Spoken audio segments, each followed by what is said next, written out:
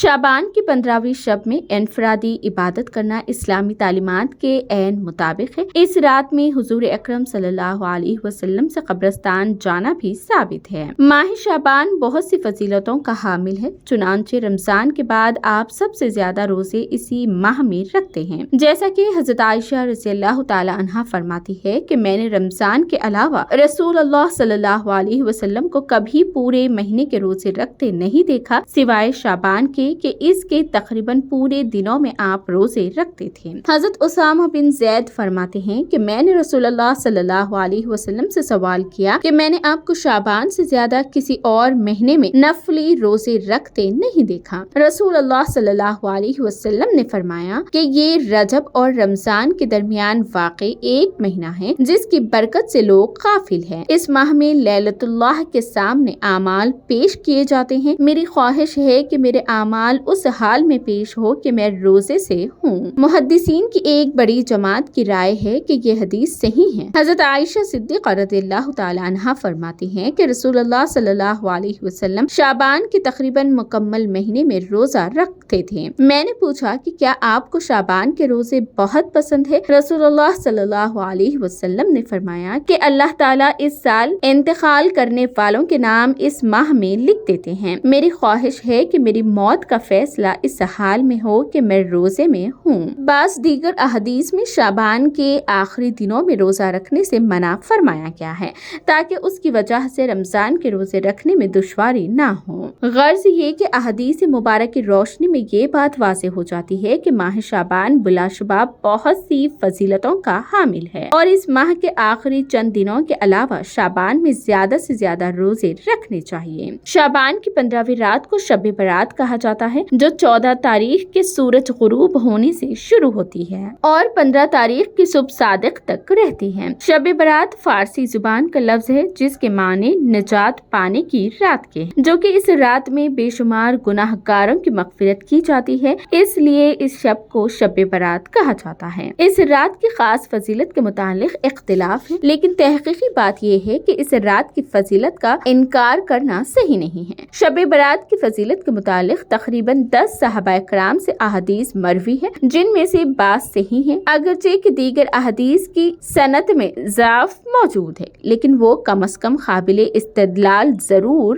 ہے، اور احادیث کی اتنی بڑی تعداد کو رد کرنا درست نہیں ہے۔ لہٰذا علم حدیث کے قاعدے کے مطابق اگر حدیث کے اعتبار سے ضعیف ہو لیکن امت مسلمہ کا عمل اس پر چلا آ رہا ہو تو اس حدیث کو بھی قوت حاصل ہو جاتی ہے اور وہ قابل اعتبار قرار دی جاتی ہیں۔ ان احادیث پر عمل کرنے میں کوئی مضائقہ نہیں ہے۔ ان احادیث سے شب برات میں کسی مستقل عمل کو ثابت نہیں کیا جا رہا ہے، بلکہ اعمال سہلہ یعنی مثلا نماز فجر و عشاء کی ادائیگی، بقدر توفیق نوافل خاص کر نماز تہجد کی ادائیگی، قرآن کریم کی تلاوت، اللہ کا ذکر، اللہ تعالیٰ سے گناہوں کی معافی اور دعائیں کرنے کی رغبت دی جا رہی ہے، جن کا تعلق ہر رات سے ہے، اور ان اعمال صالح کا احادیث صحیحہ سے ثبوت بھی ملتا ہے جس پر ساری امت متفق ہے۔ شب برات بھی ایک رات ہے۔ حضرت معاذ بن جبل رضی اللہ تعالیٰ عنہ کی روایت ہے کہ رسول اللہ صلی اللہ علیہ وسلم نے فرمایا، اللہ تعالیٰ 15ویں شب میں تمام مخلوق کی طرف تجلی فرماتا ہے اور ساری مخلوق کے سوا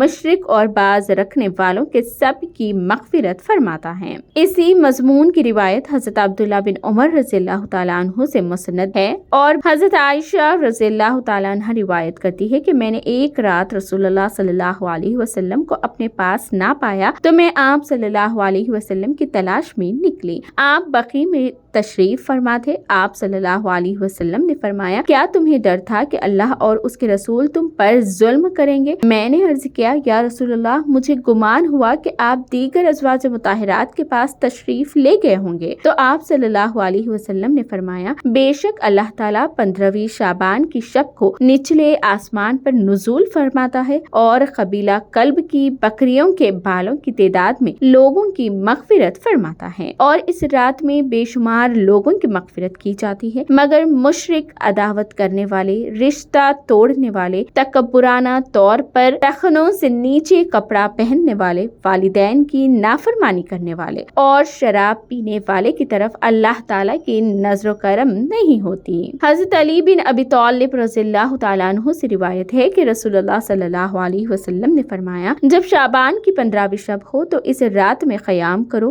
قیام کا مطلب ہے کہ نمازیں پڑھو اور اس دن روزہ رکھو۔ اس کے لیے اللہ تعالیٰ غروب آفتاب کے وقت سے سمائے دنیا پر نزول فرماتے ہیں اور کہتے ہیں، کیا کوئی مغفرت طلب کرنے والا ہے کہ میں اس کی مغفرت کروں؟ کیا کوئی رزق کا متلاشی ہے کہ میں اسے رزق ادا کروں؟ کیا کوئی مصیبت کا مارا ہے کہ میں اس کی مصیبت دور کروں؟ کیا کوئی ایسا ہے حتیٰ کہ صبح صادق کا وقت ہو جاتا ہے۔ اس رات میں ان اعمال صالحہ کا خاص اہتمام کرے، عشاء اور فجر کی نمازیں وقت پر ادا کرے، بقدر توفیق نفل نماز خاص کر نماز تہجد ادا کرے، اگر ممکن ہو تو صلاۃ التسبیح پڑھیں، قرآن پاک کی تلاوت کرے، کثرت سے اللہ کا ذکر کرے، اللہ تعالیٰ سے خوب دعائیں مانگے، خاص کر اپنے گناہوں کی مغفرت چاہیں، قبرستان تشریف لے جائے۔ شب برات میں پوری رات جاگنا اچھی بات ہے لیکن ضروری نہیں ہے۔ جتنا آسانی سے ممکن ہو عبادت کر لے، لیکن یاد رکھے کہ کسی شخص کو آپ کے جاگنے کی وجہ سے تکلیف نہیں ہونی چاہیے۔ اس رات میں بقدر توفیق انفرادی عبادت کرنی چاہیے۔ 15ویں تاریخ کا روزہ شب برات کی فضیلت کے متعلق بہت سی احادیث موجود ہے، مگر شب برات کے بعد آنے والے دن کے روزے کے متعلق صرف ایک ضعیف حدیث موجود ہے، لہٰذا ماہ شعبان میں صرف اور صرف 15ویں تاریخ کے روزے رکھنے کا بہت زیادہ اہتمام کرنا یا اس دن روزہ نہ رکھنے والے کو کمتر سمجھنا صحیح نہیں ہے۔ البتہ ماہ شعبان میں کثرت سے روزے رکھنے چاہیے۔ جن گناہ گاروں کی اس بابرکت رات میں بھی مغفرت نہیں ہوتی وہ ہے مشرک، والدین کی نافرمانی کرنے والے، بغض و عداوت رکھنے والا،